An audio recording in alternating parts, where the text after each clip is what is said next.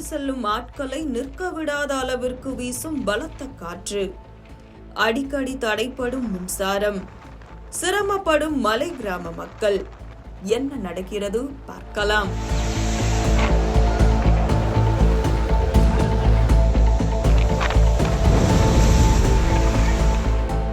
தேனி மாவட்டம் ஆண்டிப்பட்டி தாலுகாவிற்குட்பட்ட மேற்கு பகுதியில் அமைந்துள்ள கோம்பைத்தொழு மலை கிராமத்தில் கடந்த 20 நாட்களுக்கும் மேலாக கடும் காற்றினால் அடிக்கடி மின்தடை ஏற்பட்டு மக்கள் அவதிப்பட்டு வருகின்றனர்.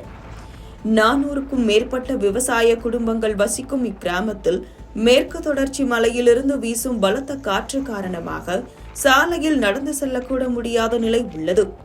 கிராமத்தின் தெரு பகுதிகளில் தாழ்வாக செல்லும் உயர் மின்னழுத்த கம்பிகளே இந்த மின்தடைக்கு காரணம் என்று கிராம மக்கள் தெரிவிக்கின்றனர்.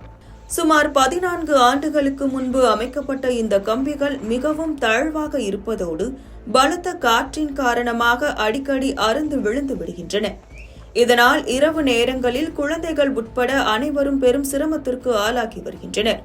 தங்களின் அன்றாட வாழ்க்கையை மேம்படுத்தவும் மின்தடையின்றி வாழவும் தாழ்வாக செல்லும் உயர் மின்னழுத்த கம்பிகளை புதிதாக அமைத்து தர தமிழக அரசு உடனடியாக நடவடிக்கை எடுக்க வேண்டும் என கோம்பைத்தொழு கிராம மக்கள் கோரிக்கை விடுத்துள்ளனர். இந்த காத்து மழை போடுறது செயல் கம்பி இழுத்து இப்ப தொங்கிக்கிடுச்சு, இது அடிக்குது, இப்படியே அடிக்குது. அதனால எங்களுக்கு இந்த கம்பி இழுத்து கட்டி கொடுக்கணும். எங்களுக்கு கட்டாயம் கரண்ட் வேணும். இது அரசாங்கம் பார்த்து எங்களுக்கு தெரிஞ்சு கொடுத்தா நல்லா இருக்கு. 500 குடும்பம் நாங்கள் இருக்கோம். 500 குடும்பத்துக்கு கரண்ட் இல்லை, நைட்டில் படுக்க முடியல, நாங்கள் தூங்க முடியல.